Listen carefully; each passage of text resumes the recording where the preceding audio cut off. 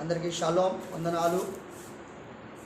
రక్షణకర్త అయిన యాషువా మెస్సియా పరిశుద్ధ నామమున మీ అందరికీ ప్రత్యేకమైనటువంటి నా హృదయపూర్వకమైనటువంటి వందనాలు తెలియపరుస్తూ ఉన్నాను. ప్రాముఖ్యం ఏంటంటే ఈనాడు సేవకులైనటువంటి వారు కావచ్చు, విశ్వాసులైనటువంటి వారు కావచ్చు, ఇంకా అనేకమైనటువంటి వారు ఎవరైనా కావచ్చు. కానీ ఈరోజు పరిశుద్ధ గ్రంథంలో ఒక విషయం ఉంది. ఏంటనంటే ఒకసారి చదువుకొని మనం ముందుకెళ్దామని నేను ఆశపడుతున్నాను. చూద్దాం. యోహాను సువార్త 4వ అధ్యాయము తీసారా? 4వ అధ్యాయము 4వ వచనం నుండి క్రమంగా వెళ్దాం. 4వ అధ్యాయము 4వ వచనం. ఆయన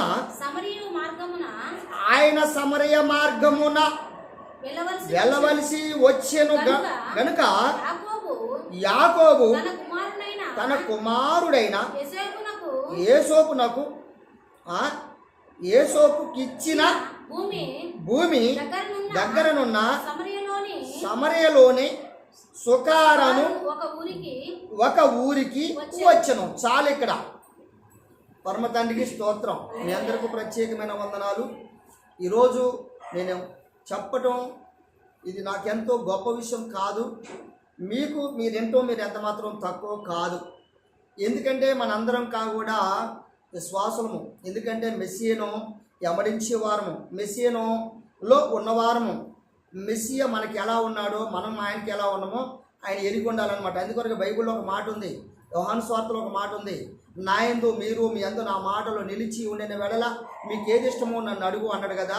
అందుకొరకు మెస్సియ మనకు నిత్యమైన దేవుడు, నిత్యమైన దేవుడు అనమాట. నిత్యము నివసింపజేసే అటువంటి దేవుడు గమనించాలి మనము. అందుకు పరిశుద్ధ గ్రంథములో ఇక్కడ చక్కని మాట మనకు కనపడతా ఉంది. ఏంటి ఆ మాట అంటే, సమరయ మార్గమున వెళ్ళవలసి వచ్చిన గనుక అని ఇక్కడ చెప్పాడు. కిందకి వస్తే మనం చదువుకున్న మాట కనపడుతుంది. మంచిదే, ఇక్కడ వరకు బాగున్నాయి. సమరయులు ఎవరు? ఇప్పుడు ఇక్కడ గమనించాలి మీరు. సమరయులు ఎవరు? చాలామంది యొక్క అభిప్రాయం ఏంటంటే సమరయులు మిశ్రమ జనమని, లేక వేశ్యలని, లేక వ్యభిచారులని, లేక అంటరాని వారని, ఇంకా పోతే అనేక విషయాల్లో ఈ మాటలో వివరిస్తూ వస్తూ ఉన్నారు. ప్రియమైనటువంటి నా సహోదరి సహోదరులారా, మీకు ప్రేమపూర్వకంగా తెలియపరుస్తుంది ఏంటంటే, దయతో ఈ వాక్యమును చూస్తున్న వారు టచ్ చేసి మాత్రం వదిలిపెట్టుకోండి. దయచేసి ఈ మాట విన్నటువంటి వారు మీరు ఎంత ధన్యులో ఒకసారి మీకే అర్థమైంది. ఈ మాటను ఒకవేళ మీరు పూర్తి వినకపోతే ఇక మీకు కలిగినటువంటిది ఎంత దౌర్భాగ్య స్థితితో అంతకంటే నేను ఎక్కువ చెప్పలేను. ఇది మనం తెలుసుకున్నటువంటి మర్మం కనుక ఇంత ప్రయాసపడి మీకు తెలియపరుస్తున్నాను కనుక మనందరికీ ఈ పరిశుద్ధ గ్రంథంలో మనందరికీ తెలపబరచుటకు పరమ తండ్రి ఏర్పాటు చేసినటువంటి దాని కొరకు నేను ప్రయాసపడుతూ మీకు నేర్పాలని ఆశపడుతున్నాను. నేను నేర్పేంతటి వాడిని కాదు, మీకు తెలుసు. కానీ కొన్ని అభిప్రాయాలు ఉంటాయి కనుక వాటిని తెలుసుకుందని మన ఆశ. అందుకొరకు ఇక్కడ అంటున్నటువంటి మాట అక్కడ ఏమన్నా, యాకోబు తన కుమారుడైన యేసోపుకి ఇచ్చిన భూమి దగ్గరనున్న సమరయలోనే సుకారాను ఒక ఊరికి వచ్చాడట.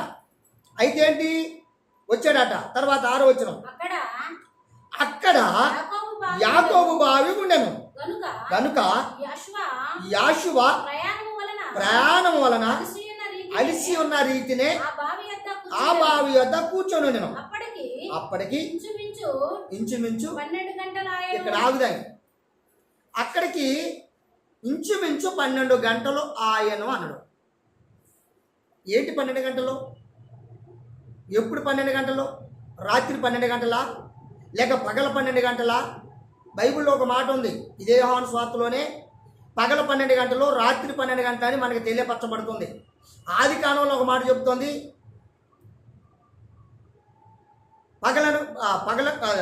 ఎలుగునకు పగలనియు చీకటికి రాత్రి అని పేరు పెట్టిన అస్తమయం ఉదయం కలగా ఒక దినమయాను. అంటే సృష్టిలో చెప్పినటువంటి మాట వెలుగు పగలు అని చెప్పబడ్డది. పగలంటే ఎప్పుడు అంటే ప్రారంభమా? ఇప్పుడు 12 గంటలు ఆయను అంటాడు. అంటే 12 గంటలు ముగిస్తుంది. తర్వాత మళ్ళీ ఒకటి ప్రారంభం అయింది ఇప్పుడు. అంటే ఒకటి అంటే ఇప్పుడు 12 తర్వాత 1 1 2 3 అట్లా పోవాలి కదా. అందుకొరకు మళ్ళీ 1 ప్రారంభం అవుతుంది. అంటే ఇది ఎలా ప్రారంభమైంది ఏంటని మనం చూస్తే ఇదే వాక్యమును రిఫరెన్స్ బైబిల్లో ఏముంటుందని అంటే పగల 12 గంటలు అన్నప్పుడు ఉదయం 6 గంటలకు కావచ్చును అని ఉంటుంది అక్కడ. మళ్ళా చెప్తున్నా, రిఫరెన్స్ బైబిల్లో మీరు చూడండి ఏమంటే యోహాను సువార్త ఇదే 4వ అధ్యాయం 6వ వచనం అంటాడు, పగలు 6 గంటలు కావచ్చును అని ఉంటుంది. మరి 6 గంటలు ఏంటి, ఇక్కడ 12 గంటలు ఏంటి? దీనికి ఒక మంచి మర్మం కలిగినటువంటి ఆలోచన లేకపోలేదు. దీన్ని జాగ్రత్తగా గమనించండి. తర్వాత ఇక కిందికి వచ్చేస్తే 7వ వచనం కూడా చదువుకుందాం ఒకసారి. సమరయ స్త్రీ ఒకటే నీళ్లు చేదుకొనుటకు అక్కడికి రాగా యాషువ నాకు దాహమని ఆమెని అడిగాను. ఆయన శిశువులు ఆహారం కొనుటకు ఊరిలోకి వెళ్ళిరి. ఆ సమరయ స్త్రీ యూదుడవైన నీవు సమరయ స్త్రీ నైనా నన్ను దాహమని ఎలాగూ అడుగుచున్నావని ఆయనతో చెప్పాను. ఎలాగనగా యూదులు సమరయులతో సాంగత్యము చెయ్యరు. పరమ తండ్రికి స్తోత్రం. ఇక్కడ బాగా గమనించాలి, సమరయులకు యూదులకు సాంగత్యము లేదని వాక్యము చెబుతుంది. మరి సమరయులు ఎవరు, యూదులు ఎవరు? సమరయులు మిశ్రమ జనమా, లేక కల్తీ జనమా, లేక మరి ఎవరు వేషలా, లేక మరి ఎవరిలు అబద్ధికులా? మనం చూసుకుంటూ వస్తే ఈ సమరయ స్త్రీని గురించి మనం చాలా స్పష్టంగా తెలుసుకోవాల్సినటువంటి అవసరత మనకు లేకపోలేదు.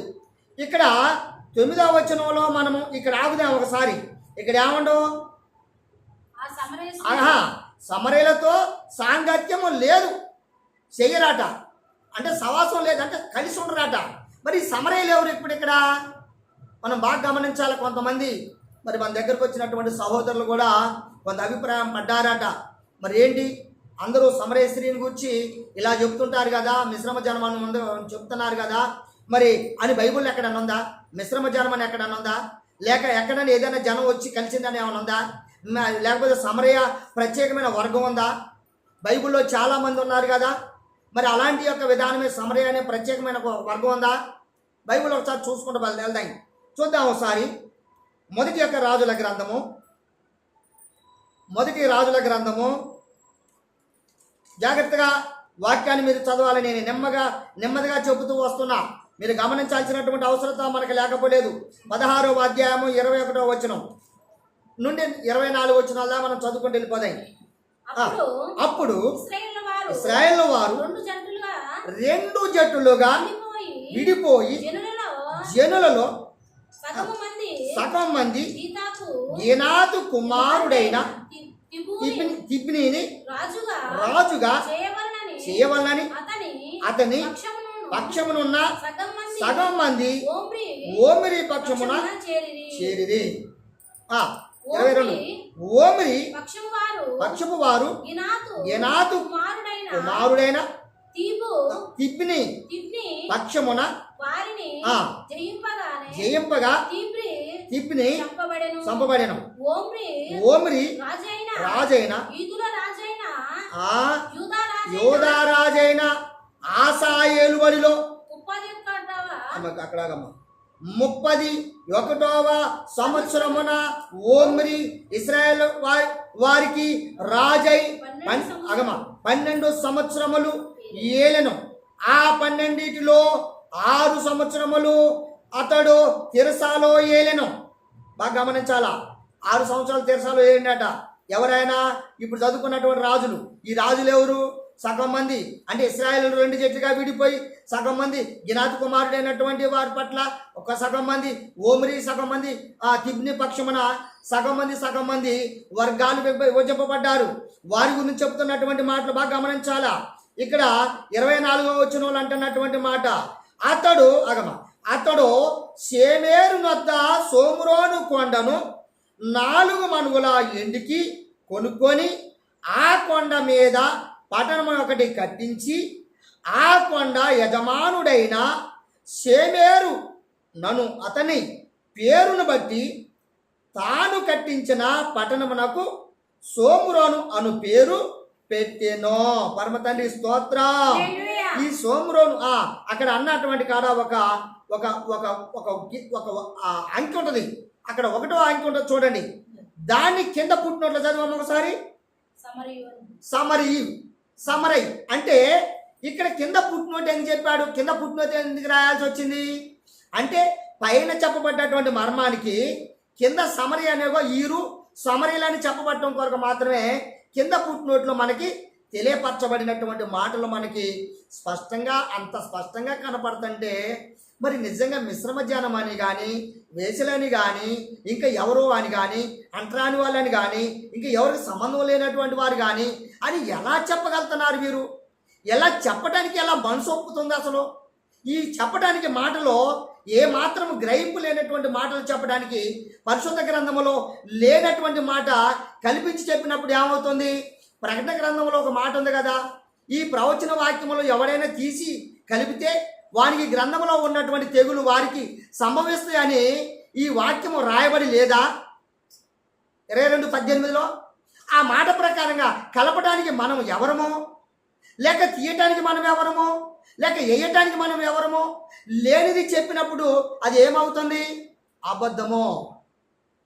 అబద్ధానికి జనకుడు ఎవరు? అబద్ధము ఆడుచున్నటువంటి వారికి తండ్రి ఆట ఎవరు అంటే సాతాను అని ఎవరు చెప్పారు? యోహాను సువార్తలో చెప్పిన 8:44 ఒక మాట ఉంది. అక్కడ ఏంటంటే అబద్ధికులకి తండ్రి ఆట, అబద్ధోని పిల్లలంట. అంటే మనం అబద్ధోని పిల్లలమా? సృష్టికర్త అయినటువంటి మరి ఆ దేవాది దేవుని యొక్క మరి ఆయన సృష్టించిన పిల్లలము కావా? ఆయన సంతానం కాదా? ఆదాము మొట్టమొదటి మానవుడైనప్పుడు ఆయనలో నుండి వచ్చినటువంటి సంతానం మనం కావా? అదేవిధంగా ఇశ్రాయేలు ప్రజలు ఈ విధంగా 2 జట్లుగా విడిపోయి అక్కడ సగం మంది ఒక పక్క వైపున సగం మంది ఒక వైపున ఉన్నప్పుడు వారు రెండు వర్గాలుగా ఉన్నప్పుడు ఇద్దరుగా కూడా ఇశ్రాయేలు ప్రజల్లో ఉన్నటువంటి అధిపతులుగా ఉన్నటువంటి వారు రాజులుగా పరిపాలించినటువంటి వారు. అయితే ఏందయ్యా, ఇశ్రాయేలు 2 జట్లుగా విడిపోతే మరి సమరయలు అని చెప్పడానికి ఎలా సరిపోతున్నావు నువ్వు? అది ఎలా నీకు సాధ్యమవుతుంది? ఎలా మాకు అలా ఇమిడి చెప్తున్నావు నువ్వు అంటే ఈ రాజుల గ్రంథం 1వ అధ్యాయము మరి 21వ వచనం నుండి 24 వచనాల మధ్యలో ఉన్న మాటలు మీరు గుర్తుపెట్టుకున్నట్లయితే అట్టి మాటలు మీకు ఎంత స్పష్టంగా అంటే అంత స్పష్టంగా మీకు వాక్యం అగపడుతుంది. వాక్యం లేకపోతే మీరు నమ్మవద్దు, వాక్యం ఉంటే మీరు నమ్మాలి. వాక్యం లేని మాటలు మీరు నమ్మటం వలన అది మనకు సమస్తము సాధ్యము కాదు. ఎందుకంటే సాధ్యమవుతుంది అంటే పరమతానికి ఏది సాధ్యము కాదు, అది మనకు అట్లా కాదు. అందుకొరకే నేను అంటుంది ఏంటంటే అబద్ధానికి జనకుడు సాతాను కనుక మనం అబద్ధికుల పిల్లలము కాదు, సర్వ సృష్టికర్త అనేటువంటి ఎలోహిము పిల్లలమై ఉన్నాం కనుక మనకు అలాంటి మాటలు నోట నొచ్చన రాకూడదు. ఉన్నది పలకటానికి మనకు అదే శ్రేష్టమైన జీవితము తప్ప మరి ఒకటి ఎంత మాత్రము లేనిది అవునని కానీ అవునన్నది లేనిది అని కానీ చెప్పడానికి చేయడానికి మనకు సరేనా సమయము సందర్భము కాదు. అందుకొరకు మరి ఇది బాగానే ఉంది. 25వ వచనం కూడా చూద్దాం ఒకసారి. నువ్వగమ్మ ఓమిరి యావే దృష్టికి ఏమైనట చెడుతనము జరిగించి తన పూర్వీకులందరి కంటే మరి దుర్మార్గంగా ప్రవర్తించెను. ఎవరట? ఓమిరి వారి యొక్క పితరులు అంటే ఏం చేయబడ్డారట? వారు అనేకమైన దుర్మార్గత, అవివేకమైన స్థితి, భక్తిహీనమైన స్థితి, సృష్టికర్తని మర్చిపోయి సృష్టికర్తను మరి ఎంత మాత్రం కూడా వారు గ్రహించినటువంటి అంటే పరిశుద్ధ గ్రంథములో ఏదైతే చెప్పబడ్డాయో వాటిని చేయనటువంటి వాడు వీరు దుష్టులని చెప్పబడ్డారు కదా. అందుకొరకు ఎక్కడ అంటున్నారన్నమాట, దృష్టికి చెడుతనము జరిగించి తన పూర్వీకులందరి కంటే మరి దుర్మార్గముగా ప్రవర్తించెను. మనం కూడా అలాగా ప్రవర్తిస్తానా? మనం దుర్మార్గులమా? ఒక దుర్మార్గ వర్గానమా? కాదు కదా. అందుకొరకు మనము దాన్ని ఎంత మాత్రమో లక్ష్య పెట్టరాదు. అందుకొరకు 26వ వచనం కూడా చదువుకుందాం ఒకసారి. గమనించండి, చూడండి, నేను చదువుతున్నా. ఇక్కడ అంటున్న మాటలు, అతడు నెబాతు కుమారుడైన యరొబాము దేని చేత ఇశ్రాయేలు వారు పాపము చేయుటకు కారకుడై దేవతలను పెట్టుకొని ఇశ్రాయేలుల ఎలోహీమైన యావేకు కోపము పుట్టించెను, దానిని అనుసరించి ప్రవర్తించెను. ఏం చేశారట? ఇతరులను వాటిని అనుసరిస్తూ ప్రవర్తిస్తూ వచ్చారట. 27వ వచనం చదువుకుంటూ పోదని, ఓమిరి చేసిన ఇతర కార్యములను గూర్చియు అతడు అగపరచిన బలమును గూర్చియు ఇశ్రాయేలు రాజుల వృత్తాంత గ్రంథమున రాయబడి ఉన్నది. ఎక్కడ రాయబడి ఉన్నదట? రాజుల గ్రంథంలో రాయబడి ఉన్నదట. ఈ చరిత్ర వారి యొక్క నడవడిక, వారిని రుజువు కలిగినటువంటి రుజువు రాజుల గ్రంథంలో రాయబడిందని చెబుతున్నటువంటి మాటలో గమనించాల. అదేవిధంగా 28వ వచనంలో ఓమిరి తన పితరులతో కూడా నిద్రించి సోమ్రోనులో, ఎక్కడట? వారు సోమ్రోనులో పట్టణం కట్టించుకున్నారు. ఇక్కడ సోమ్రోన్లో ఏందట? ఓమిరి తన పితరులతో కూడా నిద్రించి సోమ్రోనులో సమాధి యందు పాతి పెట్టబడెను. అతని కుమారుడైన ఆబు అతనికి మారుగా రాజు ఆయనో. పరమ తండ్రికి స్తోత్రం. చాలా జాగ్రత్తగా గమనించాలా. ఈ ఓమ్రి అనేవాడు ఎవరు? ఇశ్రాయేల్లో నుండి సగం మందిలో ఉన్నటువంటి నాయకత్వం చేసినటువంటి ఇశ్రాయేల్ యొక్క నాయకుడు ఈ ఓమ్రి ఎక్కడ ఉన్నాడట? సోమ్రోన్లో ఉన్నాడట. సోమ్రోను వారికి ఈయన రాజు అయిందట. అక్కడ రాజు అయి అక్కడ పరిపాలిస్తూ ఉన్నాడట. 29వ వచనం గమనించాలి. ఇక్కడ యోధా రాజైన ఆసా ఏలుబడిలో, ఎప్పుడట? యూదులకు రాజుగా పనిచేస్తున్నటువంటి ఆసా ఏలుబడిలో 38వ సంవత్సరమున ఓమిరి కుమారుడైన ఆబు ఇశ్రాయేలు వారికి రాజై సోమ్రోనులో ఇశ్రాయేలు వారిని 22 సంవత్సరములు ఏలెను. 30వ వచనం, ఓమిరి కుమారుడైన ఆబు తన పూర్వీకులందరినీ మించినంతగా యావే దృష్టికి చెడుతనము చేసెను. పరమ తండ్రికి స్తోత్ర. ఇప్పుడు ఈ వాక్యం ఎంత పొడుగు చదివినా, ఎన్ని చదివినా మీకు అర్థం కావట్లేదా? ఈ మాట గమనించడానికి ఆలోచన రాదా? ఒకవేళ ఈ మాటలు ఎందుకు చెప్తున్నాడనేటువంటి కొంచెమైన వినయ విధేయత చూపాలా, ఉండాలా వద్దా మనకి? ఎందుకంటే మనం సృష్టికర్త అయినటువంటి ఆ యొక్క రోషము కలిగినటువంటి వాని పిల్లలము గనక ఆయన పక్షంలో మనం పరిపాలించేవారిగా, ఆయన అలాగనే వివరించేవారిగా, అలాగనే స్వార్థకులుగా మనం చేయవలసినటువంటి బాధ్యత మనకి లేదా? అందుకొరకే ఇక్కడ చెప్పవలసినటువంటి చరిత్ర, ఈ ఆలోచన మనకు రాకపోతే ఇతరులకు మనం ఈ యొక్క సమాజంలో మనం ఏం మెసేజ్ ఇద్దామని మనం ఆశపడుతున్నారు? అందుకొరకు సరైన సమాధానము మెసేజ్ మన దగ్గర లేకపోతే బైబిల్ ప్రకారంగా అబద్ధికులమైపోతామే తప్ప సృష్టికర్త పట్ల మనము అబద్ధికులమై ఉంటామే తప్ప మరొకటి కాదు. అందుకొరకే ఇక్కడ చెప్పినటువంటి మాట ప్రకారంగా, ఇక్కడ వివరించినటువంటి ఆలోచన ప్రకారంగా, అదేవిధంగా 34వ వచనంలో కూడా ఒక మాట అంటాడు. అదే దాంట్లో 32 నుంచి చదువుకున్నాయి. సోమ్రోనులో తాను బయలునకు కట్టించిన మందిరమునందు బయలునకు ఒక బలిపీఠమును కట్టించెను. 32వ వచనం అనమాట. 33వ వచనంలోకి వస్తున్నా. మరియు ఆబు దేవతా స్తంభముల యొక్కటి నిలిపెను.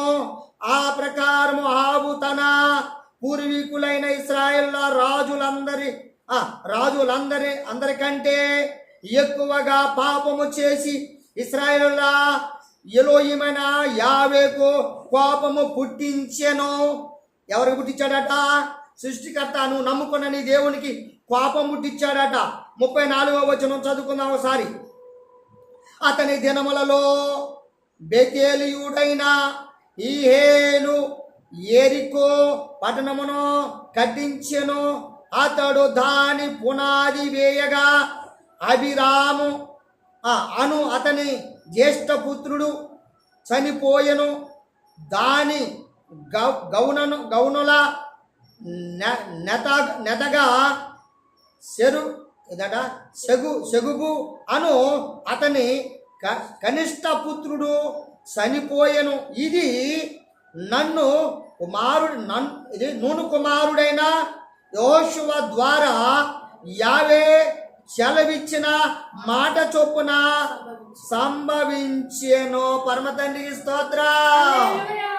ఎప్పుడు ఇశ్రాయేల్ ప్రజలను మోసే తర్వాత నాయకత్వం నడిపించినటువంటి వాడు, ఇశ్రాయేలుకు నాయకుడిగా మరి యాజకుడుగా నడిపించినటువంటి నూను కుమారుడైనటువంటి యెహోషువ ద్వారా పలికినటువంటి మాటలు ఇక్కడ నెరవేర్చబడినాయి అంట. ప్రేమైనటువంటి వారులారా, ఈ మాటలు ఎంత స్పష్టంగా ఉన్నాయో అర్థం చేసుకోవాల్సినటువంటి అవసరత మనకు లేకపోలేదు. అదేవిధంగా ఇక్కడ అంటున్నటువంటి మాటలు చూద్దాం ఒకసారి. సంఖ్యాకాండము స్టార్టింగ్లోకి వచ్చేద్దాం. సంఖ్యాకాండము తీసారమ్మా? ఇప్పుడు చదవాలమ్మా. 5వ అధ్యాయము 29వ వచనం. 5వ అధ్యాయము 29వ వచనం. రోషము విషయమైన ఇదే ఏ స్త్రీ అయినను తన భర్త ఆధీనములోనున్నప్పుడు త్రోవ తప్పి అపవిత్ర పడిన బెడల నేమి లేక వారికి రోషము పుట్టించినంత తన భార్య మీద కోపపడిన వెడల నేమి వాడు యావే సన్నిధిని ఆ స్త్రీని నిలవబెట్టినప్పుడు యాజకుడు ఆమె ఎడల సమస్తమును విధి చొప్పున హల్లెలూయా ఏం చేయాలట? విధి చొప్పున చేయాలన్నట. 31 కూడా చదువుకున్నాయి. అప్పుడు ఆ పురుషుడు నిర్దోషియగు ఆ స్త్రీ తాను చేసిన దోషమును హల్లెలూయా. ఎవరట? నిర్దోషమైనటువంటి, దోషం కాదు, నిర్దోషమైనటువంటి స్త్రీ అంట. సమరయ స్త్రీ అంటే ఒక వేశ్య అని, సమరయ స్త్రీ అంటే 6 భర్తలు ఉన్నారని, సమరయ స్త్రీ అంటే అది చెడిపోయిందని, సమరయ స్త్రీ అంటే ఎందుకు పలుకుతున్నారా ఈ మాటలు నాకు అర్థం కావట్లే. ఎందుకు పలుకుతున్నారు? ఏమో నిర్దోషమైనటువంటి స్త్రీయే కానీ దోషారోపణ చేయబడిన స్త్రీ కాదు. ఎప్పుడైనా ఒకవేళ ఆ మాట అంటానికి సరైనది కాదు. దయచేసి వాక్యము నేర్చుకుందాం మనం. అదేవిధంగా చెప్పబడినటువంటి మాటను బట్టి ఒకసారి మనము యోహాను సువార్త 4వ అధ్యాయము 12వ వచనం కూడా చూద్దాం ఒకసారి. 4వ అధ్యాయము మొదట మనం ఎప్పుడైతే చదువుకున్నామో అక్కడికి వెళ్ళిపోదాం. 4వ అధ్యాయము 12వ వచనం ఇక్కడ అంటున్న మాట చూద్దాం జాగ్రత్తగా. అందుకు యాషువ నీవు అందుకు 10 చదువుతున్నా, 12వ వచనం చదవండి. కరెక్టే, నేను రాంగ్ చదివినా. తానును తన కుమారులను పశువులను ఈ బావి నీళ్లు త్రాగి మాకిచ్చిన మన తండ్రి అయిన. దయతో గమనించాలి, ఇక్కడ ఎవరు మాట్లాడుతున్నారు? యాషువ మెస్సీయ వారు సమరయ స్త్రీతో మాట్లాడుతున్నారు. ఇప్పుడు మనం కంటిన్యూగా 1 నుండి 4వ వచనం నుండి 9 వచనాల వరకు చదువుకున్నాం మనం. ఇక్కడ నేను చదివించినటువంటిది ఏంటంటే 11, 10 వచనం, 2 వచనాలు మాత్రమే చదవలే. అది కూడా మీకు వినిపించడానికి ప్రయత్నం చేస్తున్న. 11 వచనం. అప్పుడు ఆ స్త్రీ, అయ్యా ఈ బావి లోతైనది, చేదుకున్నట్టుకు మీకేమీ లేదే, ఆ జీవజలము ఎలాగో నీకు దొరుకును అని చెప్పాడు. ఈయన అడిగినటువంటి నీళ్ళు ఏంటంట? ఆ బావి దగ్గరికి వచ్చేటప్పటికి ఇంచుమించు 12 గంటలు అయిందట. ఇంచుమించు 12 గంటలు అయిందట. ఇంచుమించు 6 గంటలు అయిందట. 6 గంటలని ఎవరన్నారు? నేను అంటానంటే అది తప్పు అవుతుంది. రిఫరెన్స్ బైబుల్లో అది చూడండి. ఇంచుమించు 6 గంటలు ఆయన అన్నట్టు అక్కడ. మన చిన్న బైబుల్లో ఉన్నటువంటి మాట ఏంటంటే ఇంచుమించు పగలు 12 గంటలు ఆయను అంటే రాత్రి 12 గంటలు, పగలు 12 గంటలు. రాత్రి అంతా యాషువ మెస్సీయ వారు ప్రార్థనలో ఉంటాడు. ఎప్పుడైతే పగటి ప్రారంభంలో ప్రయాణంలో ఉంటాడు, ఎవరిని సంధించాలా, ఎవరిని దర్శించాలా, ఎవరితో మాట్లాడాలా, ఎవరికి ఏం చేయాలన్నటువంటి ఆలోచన గలవాడే వస్తున్నాడు. అదేవిధంగా ఇక్కడ ఈయనకి ఏం కలిగిందట? దాహం కలిగిందంట. ఏం దాహం? ఆత్మల దాహం. గమనించాలి, ఎక్కడ చెదిరిపోయినటువంటి వారు ఉన్నారో వారిని సమకూర్చుకోవటం కొరకే ఈయనకి ఆత్మదాహం కలిగి ఇక్కడికి వచ్చాడు. అందుకే అంటే 12 వచ్చిన మళ్ళా చదువుకున్నాయి. తానును తన కుమారులను పశువులను ఈ బావి నీళ్లు ఈ బావి నీళ్లను తాగి మాకిచ్చిన మన తండ్రి బాగా గమనించాలా, మాకిచ్చిన మన తండ్రి అనగా నీ తండ్రి నా తండ్రి అంటే ఇక్కడ బాగా గమనించాలా. ఎవరాయనైనా సమరయ స్త్రీ యాశ్వమిస్య వారితో మాట్లాడుతుంది. యాశ్వమిస్య వారి తండ్రి అలాగనే సమరయ స్త్రీ తండ్రి ఒకటేనాట. అందుకొరకే ఆ తండ్రి ఎవరు? అబ్రాహాం అంట. ఈ అబ్రాహాం ఇశ్రాయేల్ అందరికీ తండ్రి. ఈ రెండు వర్గాలు కలిగినటువంటి వారికి తండ్రి. మన తండ్రి అయినటువంటి అబ్రాహాం కంటే గొప్పవాడువా అని 8వ అధ్యాయంలో ఉందన్నమాట. చూద్దాం ఒకసారి. 8వ అధ్యాయం ఆది కాండం, అదే యోహాను సువార్త 8వ అధ్యాయము 53వ వచనం చదువుకున్నాయి. 53వ వచనం. మన తండ్రి అయిన అబ్రాహాము చనిపోయిన కదా, నీవు అతని కంటే గొప్పవాడవా, ప్రవక్తలను చనిపోయిరి, నీవెన్నడును చెప్పుకొనుచున్నవాడవని. అదే మింగటం వల్లనే కొంచెం ఇదైందనమాట. 53వ వచనం మళ్ళా చదువుకుందని నేను చదువుతున్నా చూడండి.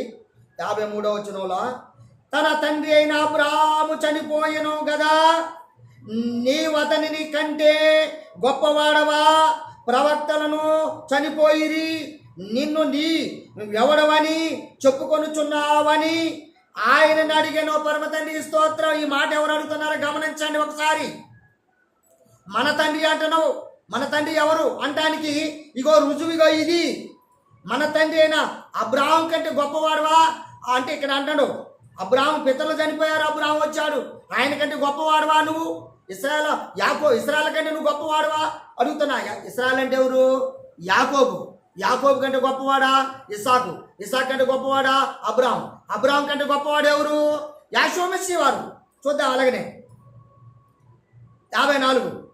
అందుకు యాషువా, నన్ను నేనే మహిమపరుచుకొని నా ఎడల నా మహిమ ఒట్టిది, నా ఎలోహిముని మీరెవరిని గూర్చి చెప్పుకొనుదురో ఆ నా తండ్రియే నన్ను మహిమపరుచున్నాడు. తర్వాత మీరు ఆయనను ఎరగరు, నేనును ఎరగను, నేను ఆయనను ఎరుగుదును, ఆయనను ఎరుగునని నేను చెప్పిన వేళల మీ వలె నేనును అబద్ధకుడనై ఉందును గాని నేను ఆయనను ఎరగను. ఆయన మాట గైకొనుచున్నాను. ఇక్కడ 6వ వచనం 56వ వచనం. మీ తండ్రి అయిన అబ్రాహాము నా దినము చూతునని మిగుల ఆనందించెదను అని చూచి సంతోషించెను అనేను. ఇప్పుడు ఎవరైనా అబ్రాహాం కంటే ముందున్నాడట చూడండి. అందుకు యూదులు ఇక ఈ విధంగా చెప్పుకుంటూ పోతే ఇప్పుడు యాషోమిస్య వారు ఎప్పుడు ఉన్నాడట? అబ్రాహాం కంటే ముందు ఉన్నాడంట. ఇప్పుడు సమరయ స్త్రీ తండ్రి ఎవరు? అబ్రాహాం కాదా? అబ్రాహాం అంటే సమరయ స్త్రీ తండ్రి ఎట్లా అవుతున్నాయా? మీ ప్రశ్న. సమరయ స్త్రీ తండ్రి ఎట్లా అవుతాడంటే మరి యాషోమిస్య వారు ఎక్కడి నుంచి వచ్చాడు? యాకోబు సంతానం నుంచి. మరి ఇశ్రాయేలు అలాగనే వీరు సమరయలు ఎక్కడి నుంచి వచ్చారు? ఇశ్రాయేల్లో నుండి. ఇశ్రాయేల్ ఎవరు? ఇస్సాకు కొడుకు. ఇస్సాకు ఎవరు? అబ్రాహాం కొడుకు కాదా? పితరుల తండ్రి ఎవరు? అబ్రాహాం తండ్రి కాదా? దావీదు తండ్రి అని అంటాడు. అలాగనే దావీదు సిగురు అంటారు. మరి దావీదు ఎవరు? అబ్రాహాం సంతానం నుండి వచ్చిన వాడు కాదా? అందుకొరకు చెప్పబడినటువంటి మాటను బట్టి ఈ విధంగా చెబుతున్నటువంటి ఆలోచన లేకున్నంత మాత్రం కూడా మనము దాన్ని వివరించగలిగినటువంటి ఆలోచన మనకు రాకూడదు. అందుకొరకే మనము ఇంకా కొంచెం ముందుకెళ్తే 18వ అధ్యాయము రాజుల గ్రంథము, మొదటి రాజుల గ్రంథము 18వ అధ్యాయము చూద్దాం ఒకసారి.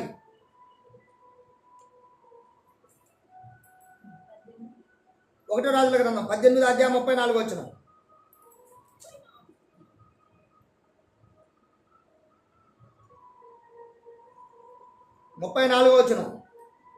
అది అయిన తరువాత రెండవ మారు ఆ ప్రకారమే అమ్మా చేయుడని చేయుడని అతడు చెప్పగా వారు రెండు మారులు అలాగు చేసిరి. మూడవ మారు చేయుడా అనగా వారు మూడవ మారు చేసిరి. అప్పుడు ఆ నీళ్లు అగు బలిపీఠము చుట్టూను పొర్లి పారెను. మరియు అతడు కందకములను నీళ్లతో నిండెను. పరమ తండ్రికి స్తోత్ర. ఈ జల ఏంటట? కందకములు నింపబడ్డటువంటి యొక్క జల ఏంటంట అంటే ఇక్కడ నీళ్ళు అంటే నీళ్ళు కాదు, నది అంటే నది కాదు. యోహాను సువార్త 5వ అధ్యాయం మొదటి వచ్చి నుంచి చూసుకుంటూ వస్తే ఆడ మరి ఎక్కడ యెరూషలేములో గొర్రెల ద్వారము దగ్గర బెతస్థానబడిన కోనేరు ఉంది అన్నాడు. బెతస్థానబడిన కోనేరు అంటే అది మహిమ కలిగినటువంటి మార్గముల గురించి చెప్తుంది వాక్యము. సావుకులకు తెలిసి మాట. కానీ ఇంకో మాట ఏంటంటే దూతలు అనగా శావకులు, నీళ్ళు అనగా వాక్యము. అందుకే ఇక్కడ పొర్లిపోతున్నాయి అంట. అంటే ఇక్కడ సమరయ స్త్రీ దగ్గర లోతైన నీళ్లను చేదుకున్నట్టుకు ఇంత దూరం నేను రాకుండా ఉన్నట్లు నాకు ఆ నీళ్లు దయచేయి అని చెప్పి ఆమె కోరుతూ ఉంది. అయినప్పుడు ఆమె ఏమంటుంది చూద్దాం ఒకసారి. యోహాను సువార్త 4వ అధ్యాయము చూసావమ్మా? చూసావరా? 4వ అధ్యాయము 18 వచనం చూడు. నీకు ఐదుగురు పెనిమిట్లు ఉండిరి. ఇప్పుడు నీకు ఉన్నవాడు హల్లెలూయా. ఇదేంటి? ఆయన అడిగాడు ఒక మాట. ఎప్పుడైనా ఏమన్నాడు అక్కడ? నువ్వు నీ దాహం ఈ పొర్లిపోయే నీళ్ళు నాకు కావాలని అడుగుతున్నావు కదా. ఈ లోతైన నీళ్ళు అంటే అర్థం ఏంటి? అంటే తెలియనటువంటి లోతైన మర్మము, అంటే మరుగు చేయబడినటువంటి మర్మం అన్నమాట. ఈ మర్మం ఇంత లోతైన మర్మం నీకు ఎట్ట తెలుసు అని అడుగుతున్నప్పుడు అప్పుడు అంటుంది అనమాట. అప్పుడు అంటే ఇక్కడ ఏమంటాడు? అక్కడ 18 వచ్చిన ఏమంటాడు అక్కడ? ఇక్కడ నేను చదువుతున్నావు. నీకు 5 17 వచ్చిన అంటాడు. ఆ స్త్రీ నాకు పెనిమిటి లేడనగా యాషువ ఆమెతో నాకు పెనిమిటి లేడని నీవు చెప్పిన మాట సరియే. అక్కడ ఏం ఒప్పుకుంది? నువ్వు చెప్పిన మాట సరే అంటే ఆమెకి 5 భర్తలు ఉన్నట్టే కదా ఇక్కడ అర్థం. 5 భర్తలు అంటే ఏంటి? కొంతమంది సేవకులు అంటున్నారు, కొంతమంది ఎన్నటువంటి వారు సహోదరులు అంటూ ఉన్నారు. ఏమని? ఏంటి అయ్యగారు ఇక్కడ మిశ్రమ మధ్యాహ్నం అంటున్నాను మరి ఇక్కడ భర్తలు అంటే ఏ భర్తలు? ఆ భర్తలు కూడా చెప్తా. కొంచెం ముందుకు వచ్చిన తర్వాత భర్తల గురించి వివరించడానికి ఇష్టపడుతున్నా. దయతో కొంచెం లెంత్ ఎక్కువైనా కానీ దయతో ఓపికతో చూస్తే ఈ మర్మం మీకు అర్థమవుతుంది. ఈ మర్మం మీకు దొరకదు ఎక్కడ కూడా. గమనించండి దయచేసి. ఇక్కడ అంటాడు అదేవిధంగా అప్పుడు ఆ స్త్రీ అయ్యా నీవు ప్రవక్తమని గ్రహించున్నాను. పరమ తండ్రి స్తోత్రం. నేను ఎవరట? ప్రవక్త అనుకుంటుందేమా? చూసారా? ఎప్పుడు అబ్రహాం కంటే ముందు ఉన్నవాడిని నేనే అన్నాడు కదా. ఈయన ప్రవక్త. ఈయన ఎక్కడ ఓటలుగా వచ్చి అట జలనది, ఆ నది నీకు ఇస్తాను అన్నాడు. అక్కడేమండో నువ్వు ఇచ్చి నీళ్ళు తాగిన వాడు మరలా తప్పికొను, కానీ నేనిచ్చే నీళ్ళు తాగువాడు నిత్య జీవంకు ఉండే నీటి బొగ్గగా ఉంటుంది. అంటే ఎప్పుడు ఉప్పుకుంటుంది అన్నాడు. అంటే జీవించే ఆత్మ అని అర్థం. వాక్యం అంటే మాటలు, అంటే భయం కలిగిన మాటలు. గమనించాలి ఈ మాటలను. కనుక అదేవిధంగా నేను చెప్పినటువంటి మాటలను బట్టి అక్కడ అంటున్నటువంటి ఆలోచన గమనించాల్సినటువంటి అవసరం మనకు లేకపోలేదు. ఈయనేమండో అయితే 19 అప్పుడు ఆ స్త్రీ అయ్యా నీవు ప్రవక్తమని గ్రహించింది. అక్కడ ఏమండో 18 వచ్చిన వాళ్ళు ఏమండో నీకు 5 పెనిమిటిలు ఉండి ఇప్పుడున్నవాడే నీ పెనిమిటి కాదు, సత్యమే చెప్తివా అంటుంది అక్కడ. అంటే ఒక పెనిమిటి ఉన్నాడా? పెనిమిటి అంటే ఎవరు? ఇప్పుడు ఇక్కడ త్వరగా తీసుకున్నాయి. యెషయా గ్రంథము త్వరగా వెళ్ళిపోదాయి. యెషయా గ్రంథము త్వరగా తీసారా? ఇట్టున్నటువంటి మీరుగా కూడా బైబిల్ తీసుకున్న దయతో 54వ అధ్యాయము చూసావమ్మా? 4వ వచనం చూద్దాం ఒకసారి. 54వ అధ్యాయము 5వ వచనం.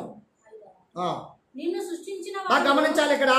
నిన్ను సృష్టించిన వాడు నీకు భర్త అయి నీకు ఉన్నాడు. భర్త అయి ఉన్నాడు. సైన్యములకు అధిపతి సైన్యములకు అధిపత్యగు యావే యావే అని ఆయనకు పేరు. హల్లెలూయా. హల్లెలూయా. చూసారా ఏమండి ఇక్కడ ఏమండు బాగా గమనించండి. ఇక్కడ ఏమంటే ఇక్కడ నిన్ను సృష్టించిన వాడు నీకు భర్త అంటే భర్త అనగా ఎవరు అంటే దేవుడే కదా. నీకు భర్త అంటే దేవుడే. నిన్ను సృష్టించిన ఎవరు దేవుడే కదా. మరి నిన్ను సృష్టించిన నీ భర్త కాక ఏరొక భర్త ఉన్నాడంటే అర్థం ఏంటి అంటే ఒక పురుషుడికి ఒక భార్యను మరి ప్రధానం అంటే చేయబడిన తర్వాత ఒకవేళ ఆ భార్య ఎడబాటు అయితే ఆమెను ఏమంటారు? అందుకు అంటున్నారు అనమాట ఈ రోజులో సావుకులు. అందుకొరకే ఆ మర్మము తెలవక చివరి మాట పట్టుకున్నారే తప్ప కింద లోతు మాట మనం అర్థం చేసుకోవాల్సినటువంటి అవసరత ఉందన్నమాట. సైన్యములకు అధిపత్యగు యావే వారికి భర్త అంట. మరి ఏమకున్న భర్త యాశ్వమిశ్వర్ ఇక్కడ ఏమంటాడో ఇక్కడ ఏమన్నా 18 వచ్చినోలా 17 వచ్చిన ఏమండో నీకు 5 పెనుగుట్లు ఉన్నాడు. ఇప్పుడు ఉన్నవాడు నీ వాడు కాదు. ఉన్నవాడు ఎవరు?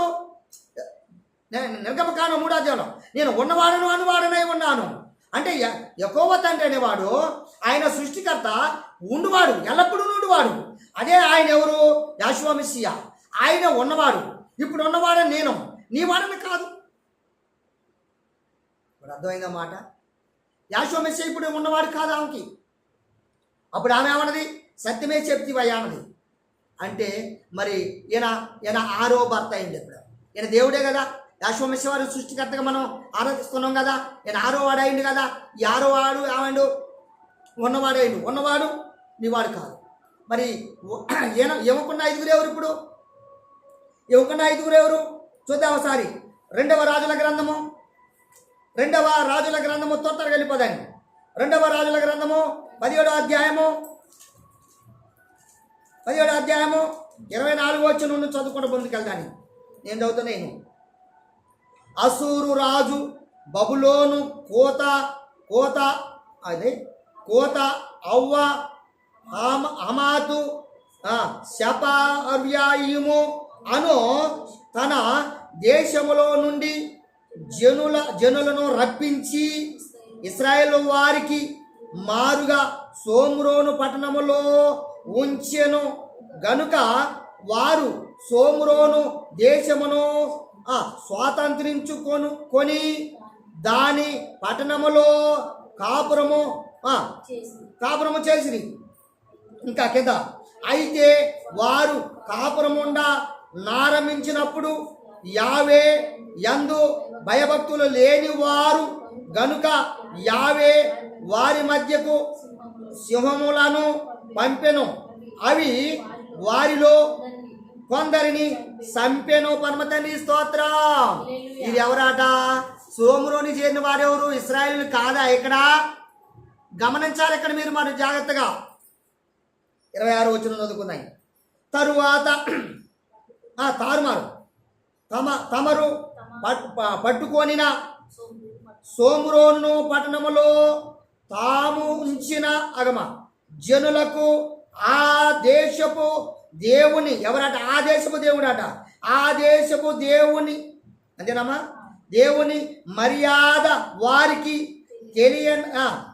తెలియనందున సింహములు వారిని సంపుచూ వచ్చి వారు అసూరు రాజుతో మనవి చెయ్యగా ఏం చేశారట? అయ్యా మేమైతే పలా నుంచి వచ్చాము. మీ మర్యాదలు మాకు తెలవదు. మేము ఎలా ఆరాధన చేయాలో మాకు తెలవదు. మాకు ఈ విధంగా చెప్పినందువలన మరి మాకు మా దేవుడు ముందున్నటువంటి ఆయన మమ్మల్ని సింహాలను పంపించి మమ్మల్ని చంపేస్తాడు మా సంగతి అన్నప్పుడు అక్కడ అంటుండే 26 వచనంలో అంటాడు అసూరు రాజు అచ్చట నుండి తేబడిన యాజకులలో ఒకరిని అచ్చటికి మీరు తోడుకొని పోవుడి.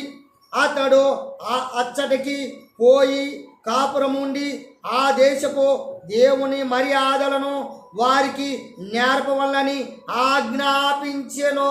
పరమతండ్రికి స్తోత్రం. ఇక్కడ గమనించండి మీరు. ఇది ఎవరు? ఇశ్రాయేలు ప్రజల కాదా? ఆ దేశంలో చేరినప్పుడు ఆ దేశపు మర్యాదలను అది యొక్క వారి యొక్క దేవుని లేక ఎలా ఆరాధించాలో మర్యాదను వీరికి నేర్పమని చెబుతున్నాడు. గమనించాలి. ఇక్కడ 18వ వచనంలో అన్నాడు కాగా సోమ్రోనులో నుండి వారు పట్టుకొని వచ్చిన యాజకులలో ఒకడు వచ్చి బేతాలు ఊరిలో కాపురముండి యావేయందు భయభక్తులుగా ఉండతగిన మర్యాదను వారికి బోధించను గాని గాని దీర్ఘవాసం జాగ్రత్తగా గమనించండి.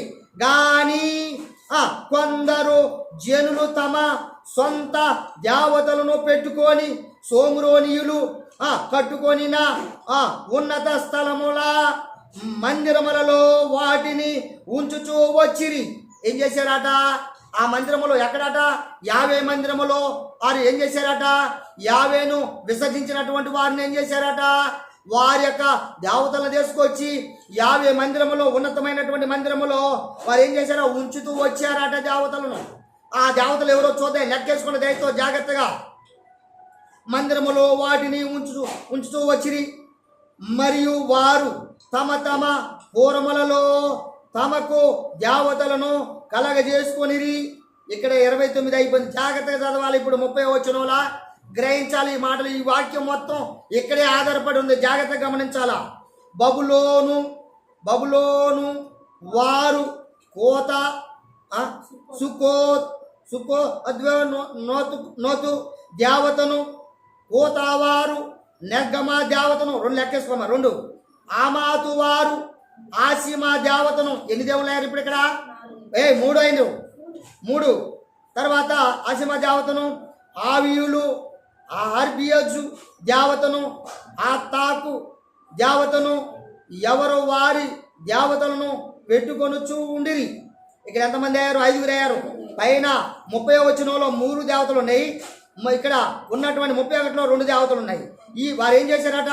పెట్టుకొని ఉంచుకొని చుండిరి. షపారీయులు తమ పిల్లలను ఆద్రమెలెకు అనేమెలెకు అను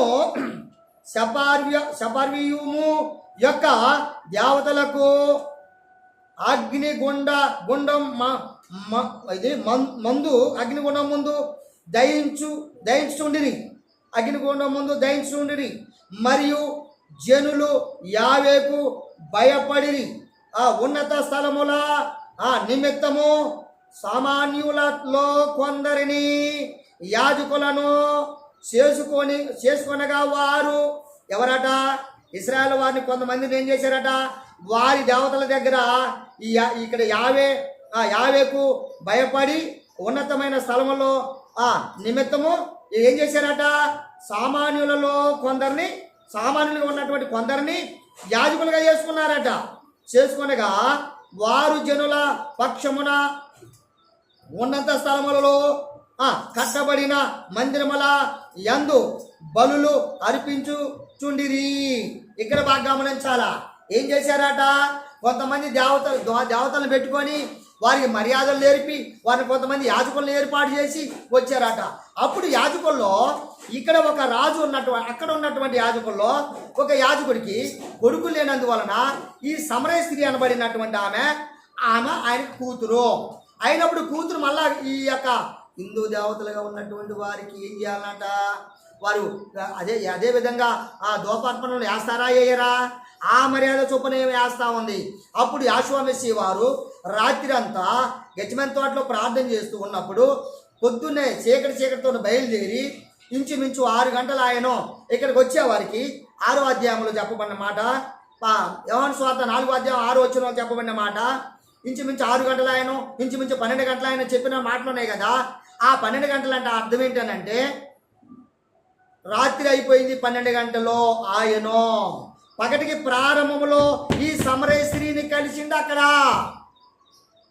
పరమతండ్రికి స్తోత్రం. ఈ మర్మమును గ్రహించగలిగిన మానవుడు అది గ్రహించాల్సినటువంటి అవసరత. ఇప్పుడు ఈ సమరయులు ఎవరు? ఇశ్రాయేలీయులు కాదా? యోహాను సువార్తలో 4వ అధ్యాయంలో ఉన్న సమరయులు ఎవరు? సోమరేణులో పట్టణం కట్టుకున్నటువంటి ఇశ్రాయేలీయులు కాదా? వారు ఉన్నతమైనటువంటి మరి ఆరాధనలో ఏ ఆరాధనలు చేశారు, ఏ మర్యాద చొప్పున చేశారో, ఏ మర్యాద చొప్పున యాజకులు అయ్యారో మీకు ఇంత మాత్రం అర్థం కావట్లేదా? అందుకు సమరయ స్త్రీని పట్టుకొని ఆమె ఏమన్నది? ఉన్నతమైనటువంటి ఆ వ్యక్తి అయి ఉన్నది. ఆమెను పట్టుకొని ఎవరు వ్యభిచారని లేక వేషని 6 భర్తలు సంసారం చేసేయమని మీరు కూడా అలాగనే వేసలుగా ఉన్నారని ఆమె నంటగట్టి వాక్యం చెప్పుట ఇది ఎంతవరకు సంభాషణ మనం గమనించాలా ప్రతి మాటకు. అందుకొరకే దయతో మీరు గమనిస్తూ ఆలోచించవలసిన మాటలను మనము గమనిస్తూ ముందుకు వెళ్ళవలసినటువంటి అవసరత మనకు లేకపోలేదు. ప్రియమైనటువంటి వారులారా, ఈ సమరయుల యొక్క గూర్చి వివరణ కావాలి అంటే ఇంకా మరలా ఒకవేళ మీకు ఏమైనా డౌట్ ఉంటే దయతో తప్పక నన్ను సంప్రదించండి, లేక నాకు ఫోన్ చేయండి, లేక నాతో మాట్లాడండి. మీకు ఖచ్చితంగా జవాబు మీకు అందుతుంది. మీ అందరికీ ప్రత్యేకమైనటువంటి నా హృదయపూర్వకమైనటువంటి వందనాలు తెలియపరుస్తూ ఈ సమయాన్ని ముగిస్తూ ఉన్నాను.